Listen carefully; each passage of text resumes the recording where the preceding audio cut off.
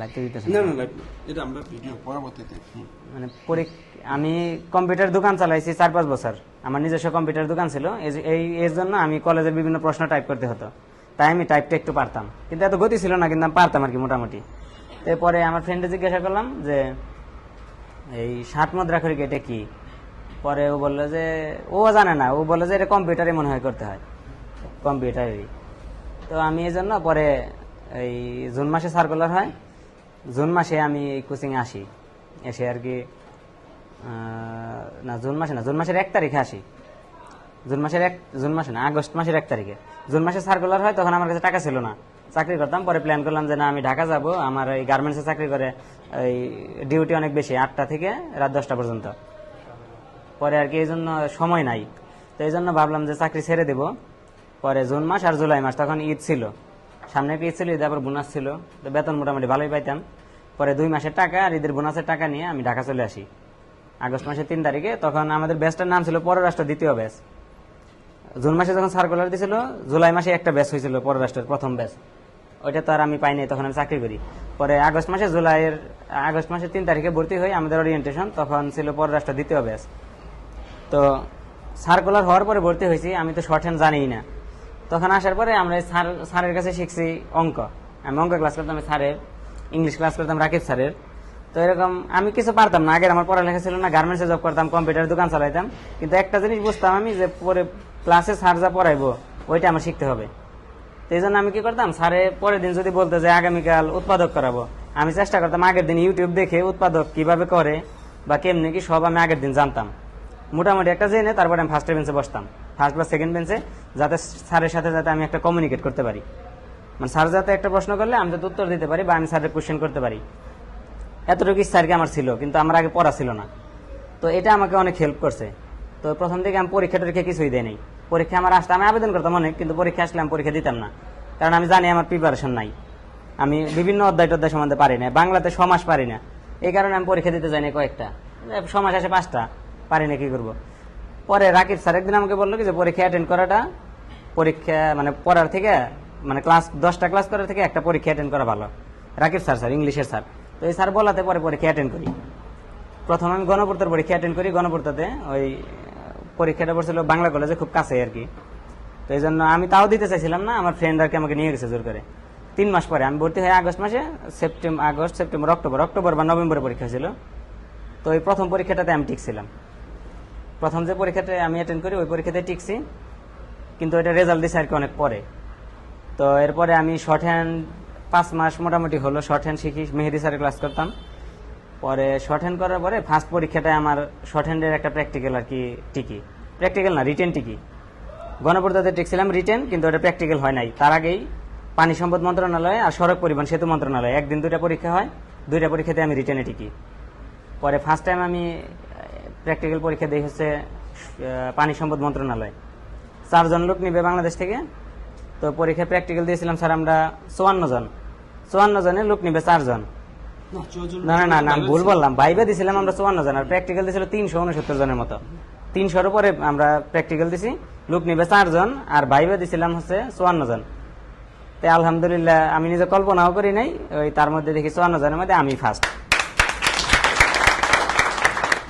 প্রথম চাকরি আমার থেকে 54 জন নিচে, 54 জন ভাইবা দিয়েছে, নিচে 4 জন, আর তার জীবনের প্রথম পরীক্ষা কিন্তু সেটা ছিল প্রথম, যেটা গণপূর্ত পরীক্ষা, ওটা এখনো রেজাল্ট হয়নি। আর এই পানি সম্পদ মন্ত্রণালয়ের প্রথম পরীক্ষা শর্ট হ্যান্ড টাইপে, সেই পরীক্ষায় সে মেধাক্রমে ফার্স্ট হয়ে চাকরি হলো।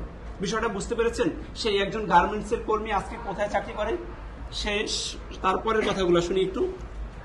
তো আমি এটা নিজেও বিশ্বাস যাইতাম না যে আসলে আমার চাকরি হবে, এরকম কোনো কনফিডেন্সও ছিল না, কারণ শর্ট হ্যান্ড আমি তখন এতটা পারি না, মোটামুটি আর কি দিছি। রোজার মধ্যে ছিল তো 1 মিনিট পরীক্ষা দেয়, ওই স্যার মাহবুব স্যার নিয়েছিল প্র্যাকটিক্যাল, বলে যে রোজা আজকে বেশি দিতে পারবো না, 1 মিনিট দিলাম পরীক্ষা। পরে 1 মিনিট ডিক্টেশন দিয়েছে, আমি মুখস্থ লিখে ফেলাইছি, ওইটা আমি আর কি এতটা পারতাম না শর্ট হ্যান্ড, তো ওইটাতে আমার চাকরি হয়। আবার ওই দিন বিকেলে যে পরীক্ষা ছিল আমার সড়ক পরিবহন সেতু মন্ত্রণালয়, ওইটাতে আমার চাকরি হয়। তো 5 মাস পরে আমি পানি সম্পদ মন্ত্রণালয়ে জয়েন করি, তার 1 সপ্তাহ পরে গণপূর্ত রেজাল্ট দেয়, যেটা আমি 3 মাস পরে টিকছিলাম, পরে ওইটাতেও আমার চাকরি হয়, গণপূর্ততেও হয়। তো আর শর্টকাটই বলি আর কি, তো এরকম 5 মাসের মধ্যে আমার প্রথম চাকরি হয়, আর 1 বছরের মধ্যে আমার 7টা চাকরি হয়। আমি এখানে কোচিং এ ভর্তি হওয়ার পরে কথা বলি, উনি বলছিল 1 বছরে ওনার 60টা চাকরি হয়েছে, কিন্তু উনি যে কতগুলো ভাইবা দেন সেটা কিন্তু বলেনি। উনি আর চাকরি কি করবে, পরে আমাকে ডিসিশন দিল স্যার আমি আর চাকরি কি করবো, আমি আর ভাইবা দিচ্ছি না, আমি প্র্যাকটিক্যাল দিচ্ছে। এই যে আজকে প্র্যাকটিক্যাল এই জন্য প্র্যাকটিস করতেছে, কিন্তু আর সে ভাইবা দেয় নাই। তার ইনকাম ট্যাক্সে চাকরি হচ্ছে কটা? ইনকাম ট্যাক্সে 2টা হয়েছে, আমি দিলে সবগুলো হয়, তারগুলো আমি বাইরে দেই না। আর ভাইবা দেয় নাই। তো মানে আসলে আর এমন একটাই হয়েছিল, আমি ওরকম ভাইবেতে আমার ফেল নাই। আমি ভাইবে অনেকে দেখছি, শুনছি 20টা 22টা 23টা করে ভাইবে দেয়, কিন্তু এটা দেখে নিজেও ভয় পাইতাম অনেক সময়। কিন্তু আমি আল্লাহর রহমতে 9টা ভাইবে দিয়েছি, 7টা চাকরি হয়েছে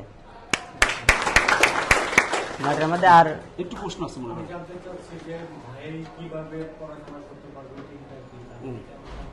উনি তো আমার মনে হয় রুটিনটা প্রথমে দিয়েছিল।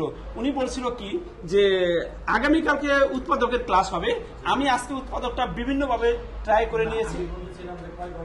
উনি সারাদিন এই বেঞ্চটায় বসে থাকতো, সকাল 7টায় ঢুকতো এখানে, আর রাত 10টার মধ্যে এখানে বসে থাকতো, ওনাকে উঠানো যেত না।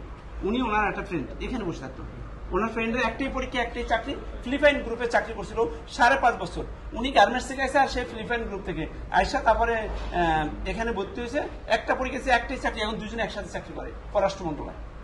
তো ওনার যে ইয়াটা উনি বলছিল যে প্রতিটা ক্লাস করতে হবে, আপনি অনেক পারেন, সেটা মাথায় রাখবেন, আপনি এখানে কি পড়াচ্ছেন সেটা মাথায় রাখতে হবে, ঠিক আছে? তাহলে এমনটাই তো। জি স্যার, স্যার যেটা বললো এইটাই আসলে আমি ফলো করতাম একটা জিনিস, যে আগামীকাল ক্লাস যে কোনো একটা চ্যাপ্টারই তো পড়ায়, ইংরেজিতে একটা অধ্যায় পড়ায়, অঙ্কতে একটা অধ্যায় পড়ায়, বা বাংলাতেও একটা অধ্যায় থাকে।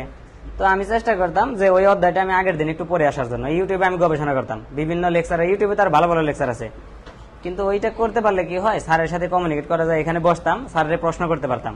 আর যদি আমি না পড়ে এসে ক্লাস করি, আমি কিছু না বুঝলে ওই ক্লাস করতে আমার ভালো লাগে না। এই জন্য আর কি আমি শুধু এই নিয়মটা ফলো করেই যা পড়ছি। আমার এরকম আহামরি প্রিপারেশন না, খুব ভালো যে পারি তাও না, কিন্তু কিভাবে জানো, মানে আমি সব পরীক্ষা টিকে গেছি। যখন পরীক্ষা টিকছে একবার, মানে সব পরীক্ষায় টিকছি, আমার পরে ফেল করিনি একটা না স্যার, 14টা পরীক্ষা দিয়েছি আমি, 14টাতে টিকছি একটা। তাহলে আমরা একজন সফল ব্যক্তির গল্প শুনছি, যিনি এসেছিলেন একটি সরকারি চাকরির জন্য, অবশেষে তার 60টি চাকরি হয়েছে। সর্বশেষ চাকরিটা কোথায় হয়েছে সেটা একটু যদি বলতেন। এখন ওই যে আপনাদের প্রথমে যে বললাম আর কি, পররাষ্ট্র সার্কুলার দেখে আমি এখানে ভর্তি হয়েছি। তো আমরা হাসাহাসি করতাম যে পররাষ্ট্র দিতে হবে, আসলে কিছু পারি না। স্যারের সাথে ওই করতাম, স্যার আমরা নাকি পররাষ্ট্র দিতে হবে, কিছুই পারি না, হাসাহাসি নামে পররাষ্ট্র দিতে হবে, আমি তো জানি কিছুই পারবো না। কিন্তু আল্লাহর রহমতে এই পরীক্ষাটাই হয়েছে অনেক দেরিতে, পররাষ্ট্রের পরীক্ষাটা হইতে হইতে অনেক লেটে হয়েছে, এই কারণে আমরা সুযোগ পেয়ে গেছি আর কি, লেটে হয়ে গেছে। এই সুযোগে আমাদের শর্ট হ্যান্ডও উঠে গেছে, পড়ালেখাও মোটামুটি হয়েছে। তো আমি যে সার্কুলারটা দেখে কোচিং এ ভর্তি হই, অবশেষে আমি ওই সার্কুলারটাতেও আমার চাকরি হয়ে যায়। এখন এই যে সার্কুলার যেটা হয়েছিল 60 মুদ্রাক্ষরিক 13 গ্রেডে পররাষ্ট্র মন্ত্রণালয়, তার 15 দিন পরে বললাম না যে একটা ব্যক্তিগত কর্মকর্তা সার্কুলার হয়েছিল পররাষ্ট্রতে, ওই মাসেই, জুন মাসেই। তো ওই পরীক্ষাটাতেও আমি টিকেছি, প্রিলি টিকছি, তারপরে রিটেন, এখন ওই পরীক্ষার প্র্যাকটিক্যাল আমার আগামী 16 তারিখে। তো ওই পরীক্ষার প্র্যাকটিক্যাল দেওয়ার জন্য আমি মালদ্বীপ হাই কমিশন থেকে চলে আসছি প্র্যাকটিক্যাল দেওয়ার জন্য। তো আপনারা দোয়া করবেন যাতে যাতে আমি উত্তীর্ণ হতে পারি। যদিও আমি সেম পোস্টেই চাকরি করতেছি, আমার 13 গ্রেডে হলেও আমার পোস্টিং হয়েছে ব্যক্তিগত কর্মকর্তা হিসেবে, মানে 10ম গ্রেড হিসেবে। স্যার আমাদের বিদেশে পোস্টিং গুলো 10ম গ্রেড ব্যক্তিগত কর্মকর্তা বা প্রশাসনিক কর্মকর্তা হিসেবে হয়, আমি এখন হাই কমিশনার স্যারের ব্যক্তিগত কর্মকর্তা হিসেবে আছি। তো সেম গ্রেডই, কিন্তু ওইখানে কাজ করতেছি সেম, কিন্তু বাংলাদেশে যে আমার মূল গ্রেডটা এটা হচ্ছে আমার 13 গ্রেড। এখান থেকে 5 বছর পরে প্রমোশন যদি পাই তাহলে হবে 10ম গ্রেড। আর এই এখন যেটা পরীক্ষা আছে এটাতে টিকলে আমি সরাসরি 10ম গ্রেডে জয়েন করতে পারবো আর কি। নন ক্যাডার পিএসসি নিচ্ছে আর কি পরীক্ষা। তো আপনারা দোয়া করবেন। আর কারো যদি, আর স্যার কি বলবো, মোটামুটি তো বললাম, আমাদের আবার পড়া আছে, স্যারেরও পড়া আছে, আপনাদের যদি কোনো কোশ্চেন থাকে করতে পারেন আর কি, 2-1 জি প্লিজ।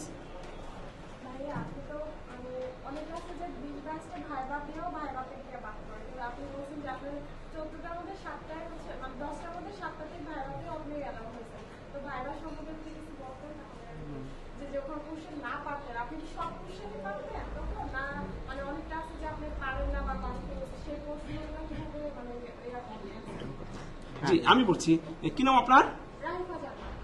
রাইফা জান্নাত। আচ্ছা, গ্রামের বাড়ি কোথায়? জামালপুর। এটা উনি যতগুলা এই প্রতিষ্ঠানে সবার একই ক্ষেত্রে যে প্রথম ভাইভাতেই চাকরিটা হয়। আপনি আমাদের লাইভ দেখছেন অনেকের, ওই যে বলছিলাম উনি ওনার সারা বাংলাদেশে ফার্স্ট ইয়ার চাকরি হয়েছে, ইনি প্রথম ভাইভাতে চাকরি পেয়েছেন। তো এটা এমন একটা জায়গায় এসে পৌঁছেছেন, আলহামদুলিল্লাহ। এই জায়গায় সবার প্রথম ভাইভাতে চাকরি হয়, প্রথম না হলে দ্বিতীয় ভাইভাতে চাকরি হয়, কিন্তু আমরা সেইভাবেই আপনাদেরকে ক্রিয়েট করবো, ঠিক আছে? আর হাবিব আর কিছু বলবেন এই বিষয়ে? আমি তারপর একটু বলে দিই, আপনি যেটা বলছেন ভাইবার থেকে গুরুত্বপূর্ণ থাকে হচ্ছে গিয়ে রিটেন মার্ক। একটা পরীক্ষার মধ্যে রিটেনে মার্ক থাকে একটা, আর ভাইবার জন্য একটা নির্দিষ্ট মার্ক থাকে। থার্ড ক্লাস চাকরিতে মনে হয় 10 থাকে, কিছু পরীক্ষায় 30 থাকে, ওই ইনকাম ট্যাক্সের 10 পরীক্ষাগুলোতে, আমাদের 10 আর ধরলাম 10 থাকে আর কি। তো 10-এর মধ্যে কম বেশি হলে আর কত কম বেশি হয়? মেইন ফ্যাক্টরটা হচ্ছে রিটেন। পাস পাবেন, আর উত্তর পারেন আর না পারেন পাস পাবেন, আর যদি উত্তর পারেন আরো 2 পাবেন বা 3 পাবেন, তাহলে আপনার খাতার ওজনটা বেশি লাগবে। ওই যে 90 মার্কের বা 100 মার্কের পরীক্ষা সেখানে আপনি হাইয়েস্ট মার্ক পেতে হবে। ওকে, সারা বাংলাদেশ থেকে একজন নয়, সেটা কিন্তু ঢাকা বহুবাসী হয়। এটা কি আপনি জানেন? এটা জানলে আপনাকেও হতে হবে ওইভাবে যে আমি সারা বাংলাদেশ থেকে একজন নেবে, সেটা আমি জান্নাত হব। ওকে, আচ্ছা লাস্ট একটা কথা বলে দিই। আর লাস্ট আরেকটা জিনিস আছে, এটা হচ্ছে ভাইভাতে তারা দেখতে চায় না আসলে আপনি কত জ্ঞানী, কত কিছু পারেন, এটা না, কনফিডেন্সটা কেমন আছে এটা দেখতে চায়। আমি পারি না কথাটাও সুন্দরভাবে বলা লাগে, যে স্যার আমার এই মুহূর্তে মনে নাই বা মনে আসতেছে না স্যার, এরকম কনফিডেন্স আর কি। ভাইভাতে নার্ভাস হলে সমস্যা, মনে করে জানা তো আসলে নার্ভাস হয়ে গেছে। যে যতটুকু শক্তিশালী থাকবো বা কনফিডেন্স থাকবে তার জন্য ততটা পজিটিভ আর কি। এটা স্যার টাইপিং এর ক্ষেত্রেও আর কি, টাইপিং ওই রকম, টাইপিং ও পজিটিভ থাকলে ওই টাইপিং ভালো হয়ে যায় আর কি। ঠিক আছে, আপনারা ভালো থাকেন। থ্যাংক ইউ দোয়া করি আপনাদের জন্য। প্লিজ। আমি অ্যাকাউন্টিং এ অনার্স মাস্টার্স করেছি, কমার্স থেকে আর কি। না, ভার্সিটি আমি ধামরাই সরকারি কলেজ থেকে অ্যাকাউন্টিং অনার্স করেছি, আমার এলাকাতে কলেজ আর কি, ন্যাশনাল ইউনিভার্সিটি। Thank you. তার জন্য আমরা একটা জোরালো বার্তা দিই। তার জন্য দোয়া করবেন, সেজন্য আবারও আমাদের এই লাইভে আসে 10ম গ্রেড হয়ে, আমরা সেই আশাটাই করি তার কাছে। ওকে, আপনি চলে যান।